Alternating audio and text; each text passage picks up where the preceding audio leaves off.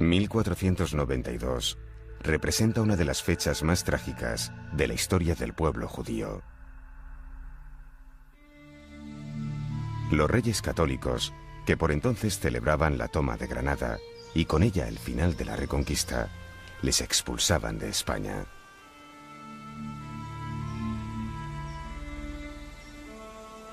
Así, los judíos partieron para siempre, abandonando una tierra a la que se habían entregado por más de 1500 años. El imaginario de Sefarad siempre formó parte como el imaginario donde hubo, de un lugar donde hubo un renacimiento, y es verdad que hubo un renacimiento importante del pueblo judío y de la cultura judía. Sefarad es el nombre hebreo de España, pero en la Edad Media solamente en los textos hebreos se hablaba de Sefarad. Los judíos que vivían en España eran judíos leoneses, asturianos, gallegos. Judío sefardí es el judío que emigró de España. En la diáspora, estos conservaron la lengua y la cultura que practicaron en España. Sefarad se convirtió en aquel lugar glorioso al que no se podría volver, porque desde entonces pertenecía al mundo espiritual. El Sefarad, pues, es una imagen que hace 500 años efectivamente fue para nosotros, Sefarad, la cuna de la cultura de todos los sefarditas y tal y cual, pero claro, esos al salir de España dejaron esa cultura aquí en España y nosotros la hemos llevado durante todo nuestra travesía de estos 500 años. Pero forma parte más del imaginario. Uno, el imaginario no se lo imagina tan cerca, es decir, salvo cuando se acerca a él y lo encuentra diferente. Tras muchos siglos de ausencia, hoy en España vuelven a vivir judíos, y su presencia se enlaza con una historia de amor y dolor de más de 2000 años. Sabemos que la primera llegada de judíos al reino hispánico fundamentalmente se vincula con la destrucción del segundo templo de Jerusalén por el emperador Tito en el año 70. Y es más, sobre todo, con las revueltas de Bar Jocabá en el año 135 con Adriano, en que los judíos más levantiscos son exilados a las antípodas del imperio, esto es, a Hispania. Con el exilio de Tierra Prometida, muchos judíos llegaron a la península ibérica. Desde los primeros siglos y antes de las invasiones visigodas, ya existían importantes poblaciones judías instaladas en Toledo, Mérida, Granada, Córdoba, Tarragona y las Islas Baleares.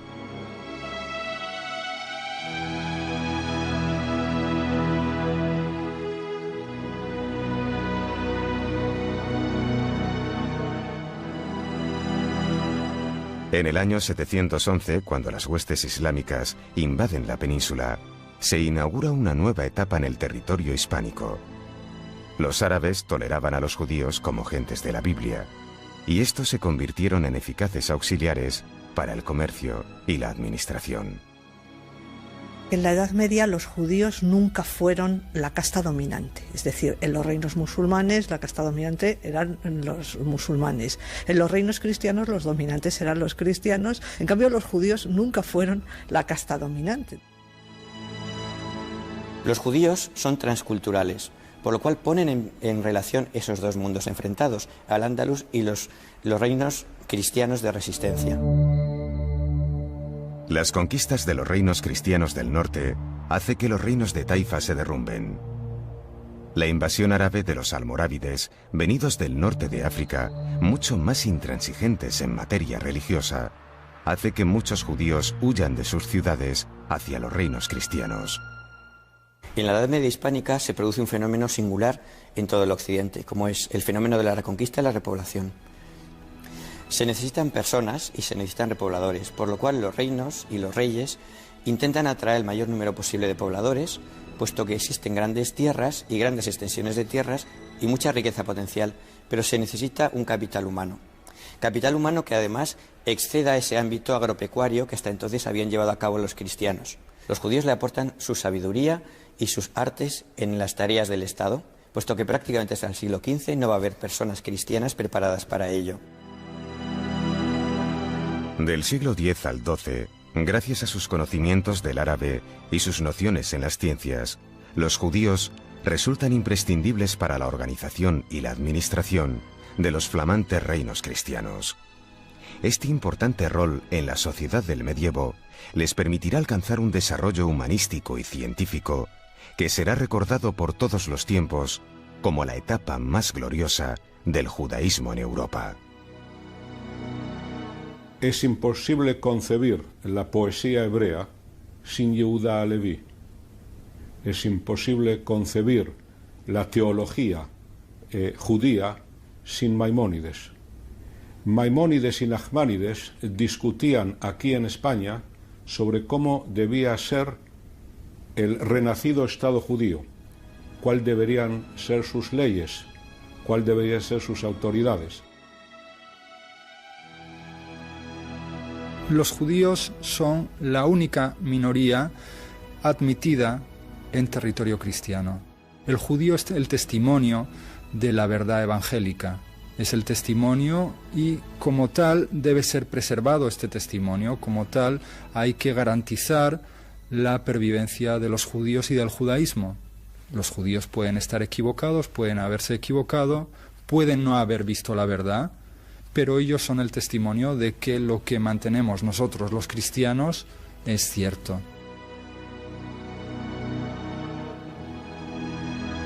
A partir de ese momento, conforme se van conquistando los territorios al poder musulmán, los judíos pasan a ser vasallos directos de la corona o lo que ellos denominan cofres del real patrimonio, propiedad directa del rey, de tal manera que por ese motivo deben pagar directamente a ese rey unas pechas en cuanto a contrapartida por poder permanecer en estos territorios cristianos. El ser patrimonio real conlleva que algunas familias sean las encargadas de la recolección de impuestos para el rey. Pero a lo largo del siglo XIV la situación cambia y cada vez más cristianos se ocupan de las tareas administrativas y los judíos ya no son imprescindibles. En 1391 no hay rey ni arzobispo en Toledo y se produce una gran crisis política, religiosa y económica. Si el judío depende directamente del rey, cuando se quiere protestar contra el rey, lo más fácil es atacar no al rey directamente, porque eso puede tener consecuencias muy duras, sino atacar a un grupo protegido por el rey, como son los judíos. Por lo cual, en esos momentos de malas cosechas o de problemas de circulación monetaria, se ve a los judíos primero como unos vasallos directos del rey y, por otro lado, uno de los elementos esenciales del crédito. Por lo cual se asalta a las juderías, no tanto por asaltar esas juderías, sino por destruir los documentos de crédito y porque se está asaltando el símbolo de un poder que está permitiendo esa desigualdad social. Las calumnias proclamadas corrientemente contra los judíos, acusándoles del envenenamiento del agua, de la peste negra y del asesinato de niños, llegan a su máximo nivel con Fernando Martínez, representante de la diócesis de Sevilla, quien exige que las sinagogas sean destruidas hasta la última piedra. Enfebrecidas, las masas cristianas atacan la judería sevillana. Matar al que se resistiera al bautizo era la orden. El baño de sangre de Sevilla fue solo el inicio.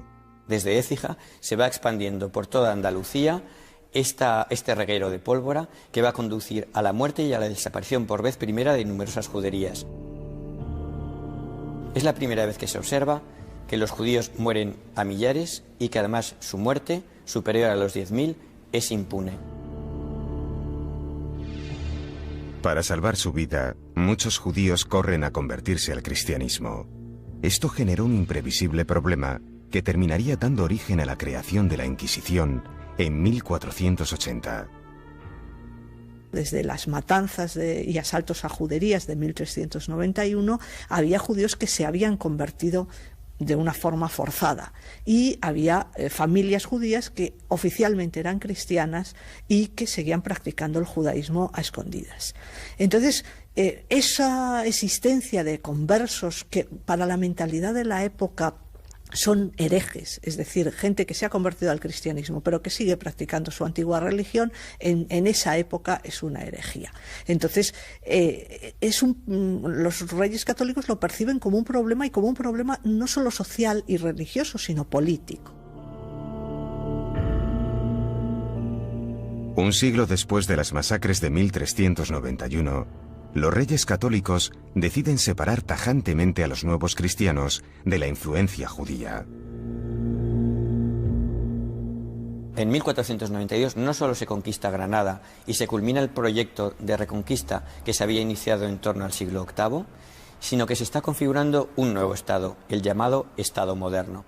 Una de las raíces del Estado moderno no solo es la monoconfesionalidad, sino que el monarca es ungido por Dios, por lo cual la soberanía y la potestad, la Iglesia y el Estado, formarán un todo unívoco.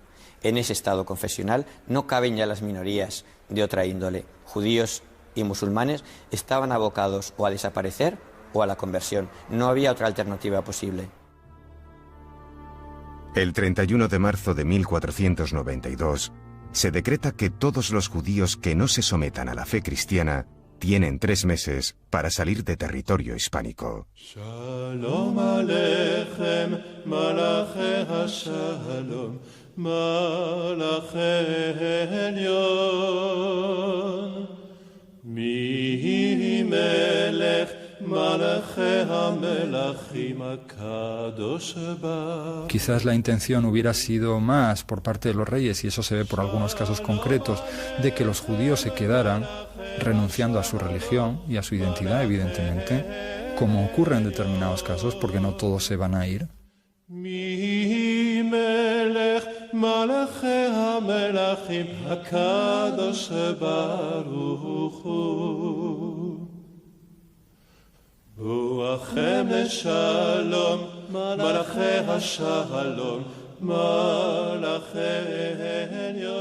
Se produce en 1492 una grandísima paradoja.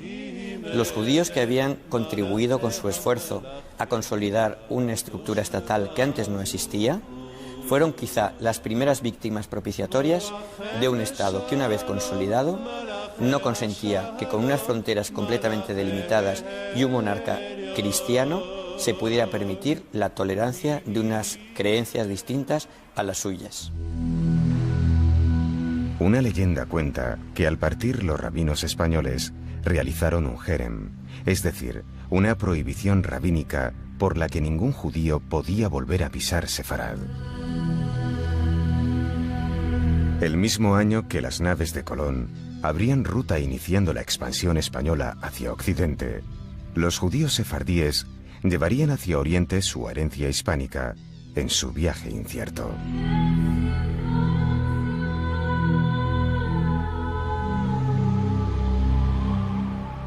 Yom meori, hashach begerush Castilla, oy li al shibri, sheber Yerushalayim al tiskeriot, alay ve'oyali. Kile sheber Castilla lodin satzori, Yom meori, Hasha begerush Castilla oili al shibri, mi Portugal nishma konehi bemara, alay ve alelay. En un primer momento, Portugal, por su proximidad geográfica, fue el destino de numerosas familias judías. Guardaban la esperanza de que la decisión tomada por los reyes católicos fuese reversible. En 1496, el matrimonio del rey Manuel I con la hija de los reyes católicos desembocó en nuevo decreto de expulsión. Marruecos fue el país de África del Norte que más exiliados recibió. Allí, los sefardíes reprodujeron los sistemas de organización que tenían en la península.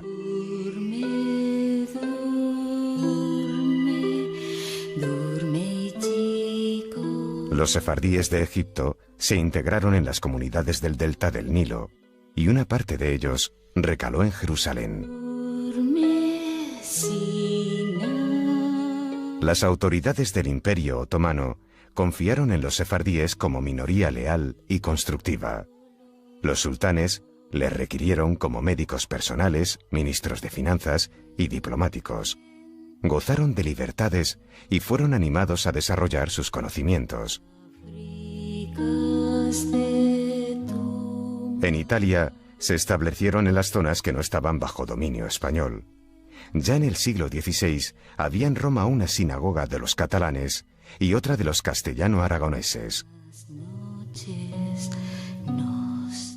También otros países como Holanda, Inglaterra y Francia recibieron una inmigración sefardí. Aunque la composición social de estos judíos era muy variada, a todos les unía una lengua común, el judeo-español, síntesis del sentimiento de esa espléndida herencia cultural, social y económica que habían adquirido en la península ibérica. Hubo épocas de sinergia, una época de mutua fecundación en las artes, en las ciencias, en las letras. El hecho es que los judíos fueron expulsados. De modo que creo que es una nostalgia no por lo que fue, sino por lo que pudo ser. Desde el exilio, Sefarad se convirtió en una imagen de orgullo y dolor. Reflejo de esto es la leyenda que afirma que muchos sefardíes aún conservan las llaves de las casas de sus ancestros. ¿Dónde está la llave que estaba en Cachón? Mis nonos la truyeron con grande dolor. Mis nonos la truyeron con grande dolor. De su casa de España, de España. De su casa de España, de España. Sueños de España. No deja de ser un mito, pero que es un mito que representa algo en el imaginario colectivo. Es el mito de los orígenes y de unos orígenes histórica y culturalmente prestigiosos. Los rasgos sefardíes se conservaron mejor en aquellas colonias sefardíes que vivían en países de desarrollo menos evolucionado que los países donde vivían, que fundamentalmente que España. Quiero decir, los rasgos sefardíes se conservaron muy bien en Oriente Próximo, en la zona del Imperio Turco y en las zonas del norte de África, en la zona fundamentalmente de Marruecos. La generación de mis abuelos tenían como primer idioma el ladino judío-español, incluso, digamos, el único idioma escrito de mi abuela paterna era el judío-español. Mi familia en Grecia hablaba ladino, sobre todo las abuelas. Mi madre ya empezó a ir a colegio griego donde obligaban a aprender en griego y a hablar en griego, o sea que fue perdiendo un poco el español, pero las abuelas solo hablaban en ladino. Realmente yo creo que gran parte del secreto está en cómo estaba constituido el Imperio Otomano. El Imperio Otomano se extendía por toda la cuenca oriental del Mediterráneo, los países balcánicos, y su orientación histórica y social era la de permitir a los pueblos bajo su dominio que siguieran con sus tradiciones como habían tenido antes de pasar a formar parte de ese imperio. Era un mosaico de minorías. Y en este sentido el sefardismo tenía un lugar, tenía un sabor, tenía un conjunto de costumbres. Se agrupaban, en muchos casos, según su lugar de origen, más o menos amplio, y en general seguían manteniendo las mismas tradiciones, la misma organización social, el mismo modo de vida que habían tenido en la península. Sí se ha conservado es el orgullo de origen, una especie de idea de que el origen sefardí era algo importante, de la importancia del pasado y de alguna forma una cierta hispanofilia, una cierta relación con España que ha permanecido prácticamente entre todos los descendientes de sefardíes, tanto los de Oriente como los de Occidente. El paso por España había marcado para siempre la memoria del pueblo sefardí. Por el contrario, en la península su rastro había sido olvidado rápidamente. Las sinagogas se convirtieron en iglesias y las tumbas sepulcrales en murallas de ciudades. 3 siglos después del decreto de expulsión, Carlos IV de España, en una real cédula de 1802, reafirmaba: que mi piadoso y religioso corazón ha estado siempre muy lejos de permitir que en mis dominios se alterase la práctica constantemente observada por muchos siglos de no admitir en ellos ningún judío, con el fin de conservar por todos los medios la pureza de la religión católica. Estaría contigo, no me importa en qué forma, ni dónde ni cómo, pero junto a ti. Que esta cédula se reeditase, se reimprimiese en muy diversas ocasiones, en muy pocos años, entre 1795 y 1820, en que por razones supuestamente comerciales, personales, o para ir a ver a un médico, pues judíos, sobre todo de la zona del Estrecho, de Gibraltar, de Tetuán, de lo que era el norte de Marruecos, pues pasarían a España, pues a lo mejor por razones comerciales, o para vender sus mercancías, o para ir al médico, o para atravesar España, para ir a algún otro lugar. Muy pocos años después de esta real cédula, y mucho más tarde que los demás países europeos, la Inquisición española es abolida en 1834. El hecho de por sí de la desaparición del Tribunal de la Inquisición no supone en ningún momento la abolición del edicto de expulsión. Pero el hecho es que, curiosamente, y también por parte de la corona española y de la sociedad española, con la abolición del Tribunal de la Inquisición se da por cerrado el capítulo de la expulsión de los judíos de España. Entonces, en estos años, a partir de 1834, 1840, sabemos que se empiezan a instalar los primeros judíos en España. Muchos años habían pasado desde su expulsión, pero a partir de 1834, en España, vuelve a haber judíos.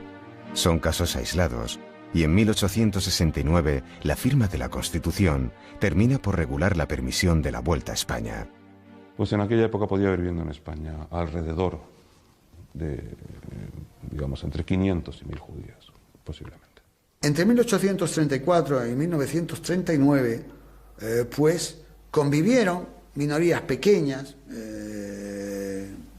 judíos aislados, protestantes, etcétera, convivieron en el tejido y no fueron considerados una idea más de la modernización del país, incluso el hecho de que esto existiera. En aquella época, en el siglo XIX, no había ninguna comunidad judía organizada como tal, no había ninguna sinagoga, no había, por supuesto, ninguna escuela judía en la península, y incluso tampoco había cementerio judío.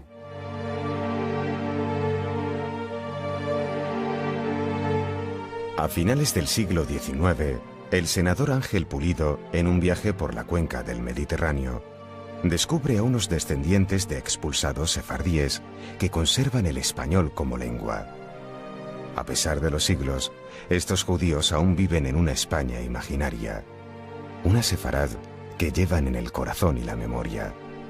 Llamándoles españoles sin patria, Pulido inicia una campaña de simpatía con el fin de lograr animarles a volver a España. Pulido se encuentra en un momento muy determinado, que es después de la crisis de 1898, que es una crisis española fundamentalmente, una crisis política española en que pierden las últimas colonias, la vocación americanista de España se encuentra ya terminada, por un lado. Todavía la tensión africanista no ha permitido una presencia africana de España, como lo haría después con el protectorado español en Marruecos, y de alguna forma Pulido intenta encontrar una base internacional de apoyo a España y se encuentra con los sefardíes. Mientras en Gran Bretaña o en Francia se desarrollaron campañas para conocer el mundo colonial, en España, en esos años, se descubrió que teníamos una parte de nuestro suelo patrio que estaba fuera de nuestro territorio, que era el mundo sefardí, con un idioma, con unas tradiciones, con una historia común y que era gran desconocido. Desde el punto de vista español, gana la confianza y gana el apoyo de numerosos intelectuales que encuentran romántico el hecho de que haya todavía unos descendientes de expulsados que hablen un lenguaje de origen hispánico en países muy lejanos y que hayan conservado un cariño por España fuerte. En los libros de Pulido siempre se habla del título principal de su obra principal, que es Españoles sin patria. Pero el antetítulo de este libro es también muy revelador: Intereses nacionales. Los sefardíes. Bueno, pues vamos a utilizar a los sefardíes, que nos van a venir muy bien para la regeneración de España. Son emprendedores, negociantes, no tienen patria, entonces aquí estupendamente que vengan todos ellos y verás qué bien nos va a todos. Los sefardíes, que por razones históricas o idiomáticas hubieran podido sentirse atraídos por la vieja Sefarad, no optaron por venir. Al abandonar el Imperio Otomano o el norte de África, dirigieron sus pasos hacia Francia, Estados Unidos o Latinoamérica. Más que en el imaginario, sino en el realismo sefardí de aquel momento, o en el perfil que los judíos podían tener de la España de principios del siglo XX, no era la de un país atractivo para la inmigración, ni en el sentido de la búsqueda de oportunidades de desarrollo profesional, personal o económico, ni tampoco tenía las garantías ni la tradición democrática de libertad que podían tener otros países en la mente de los sefardíes.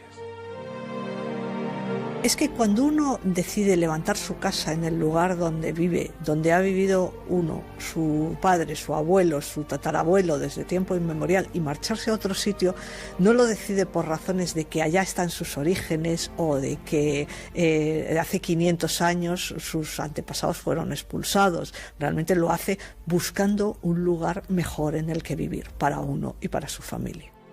En 1924, Primo de Rivera promovía un decreto que legislaba la posibilidad de que los judíos sefardíes de Salónica, Atenas, Alejandría y las demás ciudades pudiesen obtener la nacionalidad española. Mi padre vino a España porque él trabajaba en el consulado español en Salónica y tuvo la posibilidad de, con una ley del Primo de Rivera que había salido, de que era posible a los sefardíes que estaban en el extranjero acogerse a una ley conforme podían entrar en España.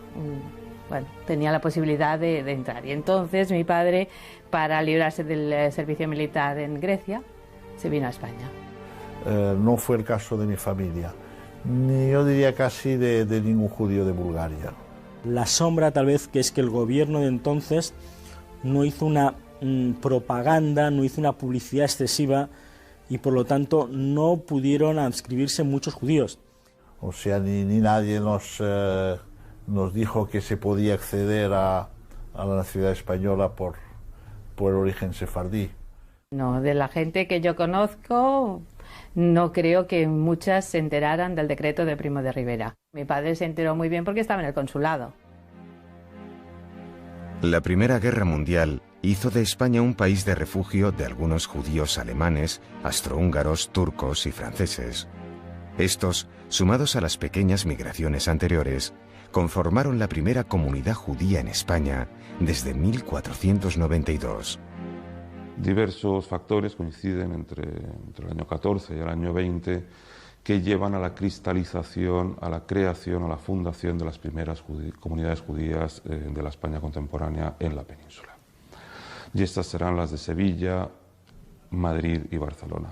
Y tenemos que la primera sinagoga de Madrid se inaugura en 1916. Este tímido renacer de la vida comunitaria judía en España quedará truncado al comienzo de la Guerra Civil.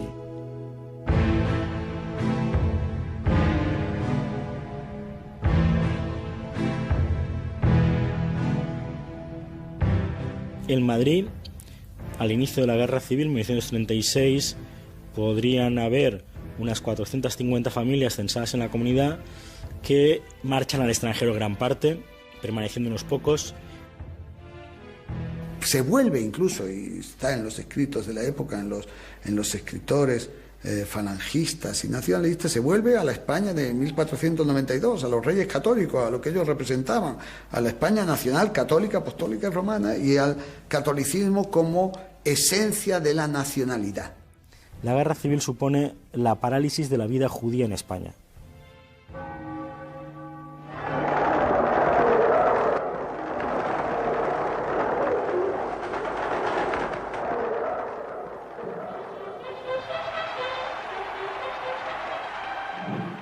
Cuando llega la Segunda Guerra Mundial, hay, por un lado, una realidad política, que es que España es más aliada del eje Berlín-Roma que de los occidentales, es decir, por lo tanto está más en connivencia con el mundo nazifascista que con las democracias occidentales. Pero, sin embargo, no pone limitaciones a la entrada durante un tiempo de refugiados judíos siempre que vayan a salir, siempre que los refugiados judíos salieran. Y en ese sentido yo creo que España fue uno de los lugares, no diré de refugio, pero sí de paso hacia la libertad de los refugiados judíos que, sobre todo viniendo de Francia, pasaban hacia América o hacia otro lugar. Fuera de España, en zonas de ocupación alemana como Atenas, Sofía, Budapest, Salónica o Bucarest, muchos diplomáticos españoles se sirvieron de aquel decreto de Primo de Rivera para proteger de los campos de concentración a miles de judíos sefardíes y no sefardíes. Básicamente tuvieron actitudes personales de facilitar salvoconductos, pasaportes a judíos, en muchos casos sefarditas y en otros no, que bajo protección española pudieron salvarse. Nosotros no sabíamos que existían campos de concentración ni sabíamos que existía Auschwitz, pero se sabía que el gueto era la antesala de la deportación. La gente del gueto la llevaban unos en trenes y otros a pie hacia Austria. El empeño de todo el mundo era no pasar al gueto, cómo librarse de pasar al gueto. Y aquí hay una cosa muy interesante de la historia de cómo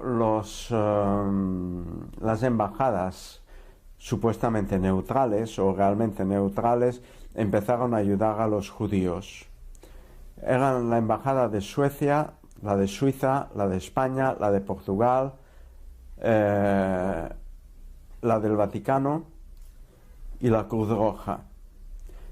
Empezó por la embajada de Suecia, donde Raoul Wallenberg empezó a extender unas llamadas cartas de protección donde decía fulano de tal, húngaro, está bajo la protección de la legación de Suecia y se ruega a las autoridades que respeten, etc.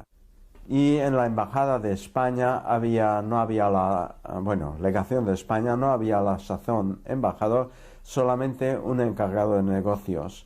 Se llamaba Ángel Sant-Briz, un zaragozano que entonces tenía 34 años de edad, había nacido en el año 30, y empezó a extender primero a los sefardíes y después a los judíos en general, haciéndolos pasar por sefardíes, basándose en aquel edicto de Primo de Rivera de los años 20, empezó a extenderles cartas de protección. Como nosotros teníamos a mi padre en España, mi madre consiguió una carta de protección para los tres y con esa carta de protección pasamos a una de las 8 llamadas casas españolas, que al principio eran 1 o 2 y luego se fueron extendiendo. En la casa protegida había a la entrada una inscripción que decía: este es territorio, goza de extraterritorialidad, porque está bajo la protección de la Embajada de España, de la Legación de España.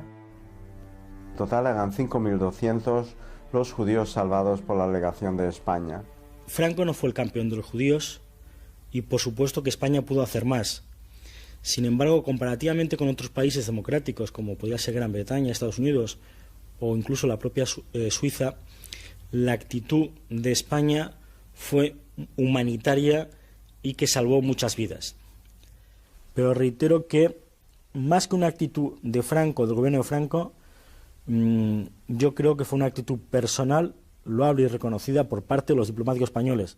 Franco permitió que en Hungría salvasen a judíos, pero no permitió que esos judíos vinieran directamente a España. Seguían siendo judíos húngaros. Y nosotros llegamos a España, pudimos hacerlo porque mi padre nos reclamó y llevaba años viviendo aquí. Y llegamos aquí, pero no conseguimos la nacionalidad española. Luego fuimos apátridas muchos años y no se concedía la nacionalidad española más que a los que eran católicos, que no era un acto de antisemitismo porque los protestantes y los musulmanes tampoco podían conseguir la nacionalidad española. En el año 37 alguien nos hubiera dicho que íbamos a ir a España, en fin, todo el mundo se hubiera reído de mi familia, o sea, realmente fueron los avatares de la guerra. España era el país de la expulsión. En su día los rabinos pronunciaron lo que se llama en hebreo un jerem, o sea, un anatema sobre España. Y por otro lado también en la época de mi infancia pues España era uno de los países del eje y por lo tanto pues y todavía seguía, o sea, cuando acabó la guerra mundial en España seguía habiendo un régimen el mismo que había habido aliado de Hitler. Desde 1939, en España estaba prohibido el culto privado de las minorías. En 1945, Franco anuló dicha orden, pero prohibió cualquier tipo de manifestación que no fuera la de la religión católica. Con grandes dificultades, las comunidades judías se reunían en casas, entre autorizaciones legales y permisos temporales. En aquella época aquí había un catolicismo cerrado y general.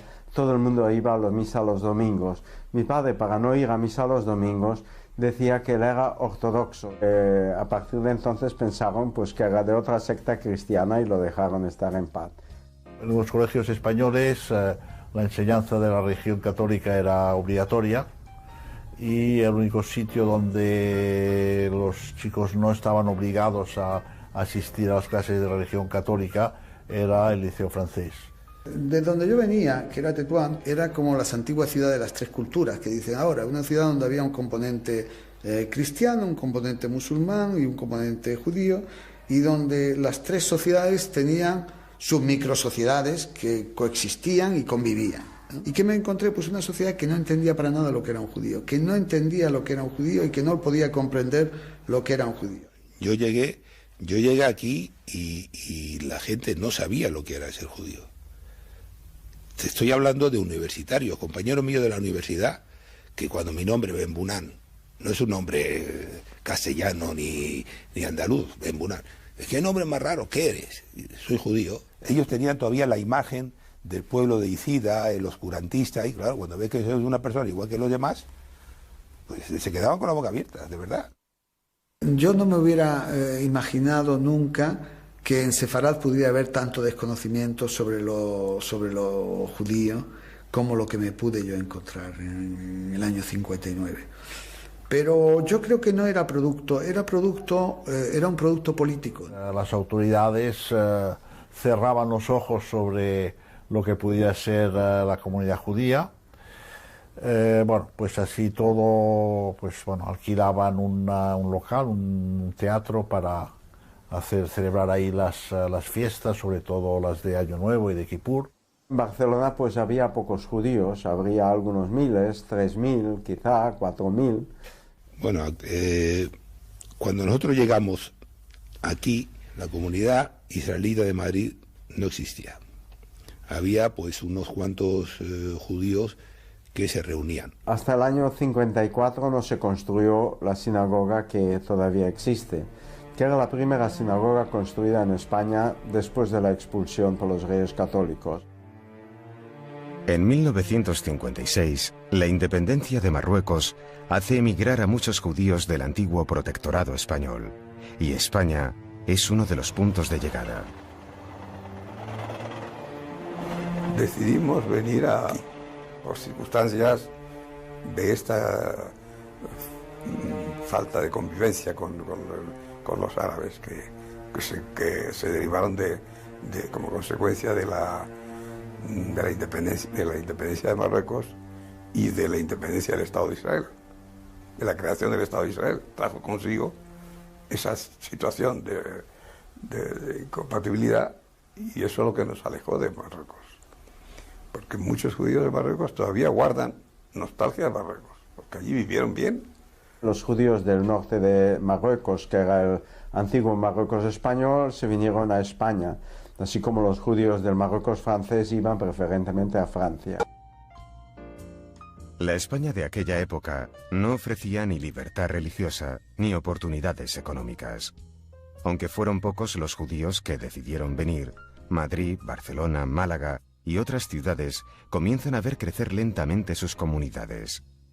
La posterior inmigración de judíos egipcios coincidió con un periodo de reconciliación religiosa a nivel internacional y también nacional.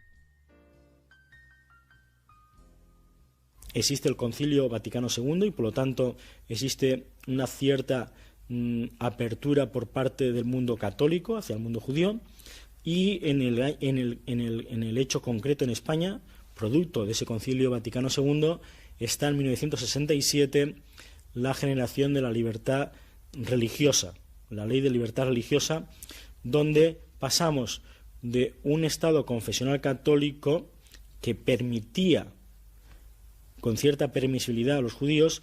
A partir del año 67 lo que existe es tolerancia y por lo tanto existen autorizaciones oficiales para que haya sinagogas con su apertura y su vida comunal normal. En el 70, cuando llegamos, ya había una comunidad establecida bien. La primera ley de libertad religiosa que se estableció con Franco todavía, que era fea, una ley de tolerancia religiosa más o menos, pero que en 1967 que se autorizó el nombre de Comunidad Israelita de Madrid, que hemos cambiado el nombre por Comunidad Judía de Madrid hace un...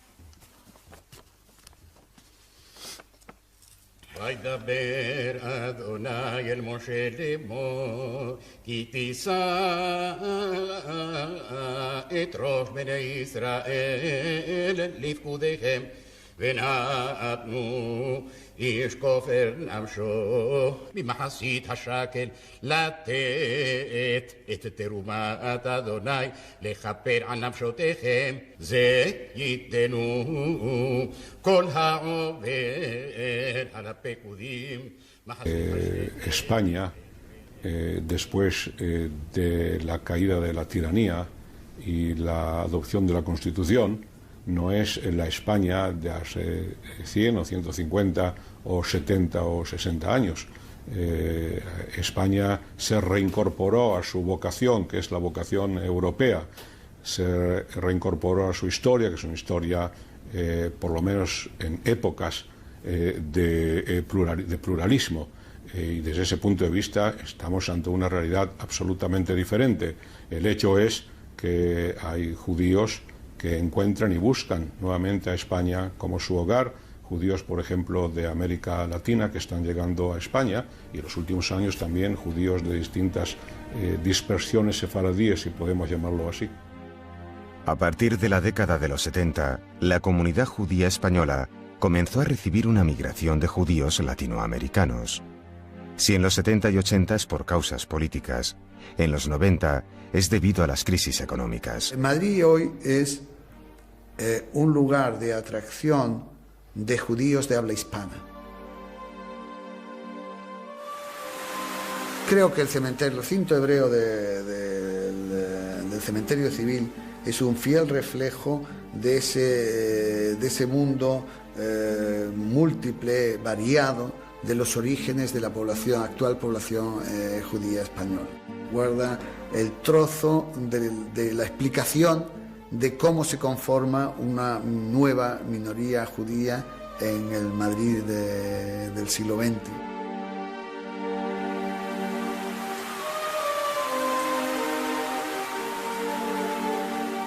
Está iniciándose una vía de normalización en cuanto a que los judíos no son una cosa fantasmal, como lo ha sido durante siglos. Lo más relevante de esa nueva comunidad española que va encauzando la cuestión por una vía de normalidad, como en otros muchos países en que, bueno, tenemos ahí de todo, hasta judíos.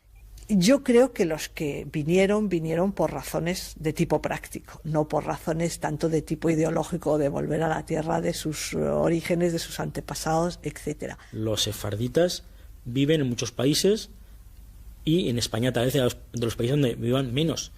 Viven más sefarditas en Estados Unidos que en España, más sefarditas en Francia y en España, más sefarditas en Israel que aquí, por supuesto.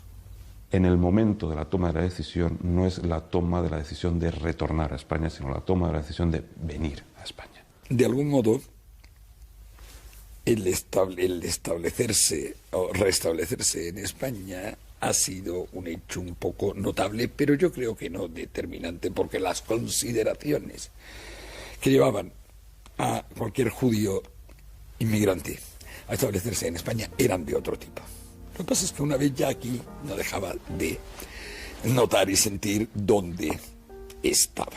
No hay duda que hay un cierto orgullo de ser español, de ser de origen español. El judío sefaradí tiene esta cosa. Y conociendo incluso los fallos que hay en España, conociendo la animosidad que hubo contra nosotros y todo eso, conocemos los defectos de España, pero nos gusta España y queremos a España. Esa es la realidad. En nombre de los sefaraditas, amantes y conservadores de la lengua de Cervantes,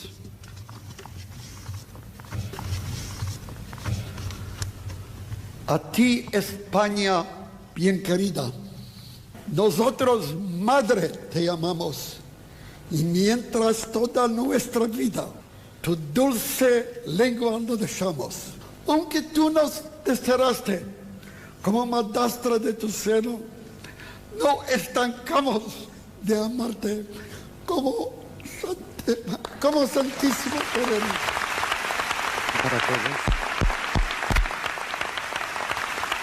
Hay un ambiente de simpatía mutua, del conocimiento de que hay algún lazo, algún nexo que nos une, a pesar de que ha habido historias muy difíciles entre 1492 y 1834 y por ejemplo, entre 1939 y 1967.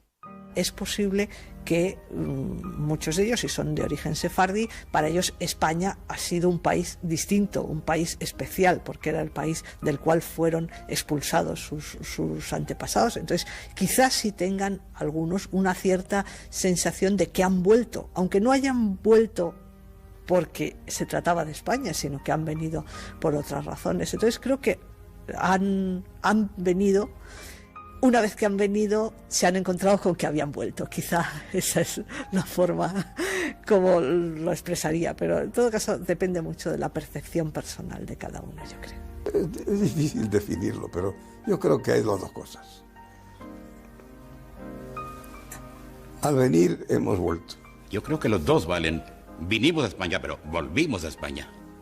Nosotros, judíos que desde la expulsión vivíamos de Marruecos, hemos vuelto a España. Yo creo que vine. Volver no. Volver sería una exageración sentimental de volver a Sefarad. Sefarad es una palabra.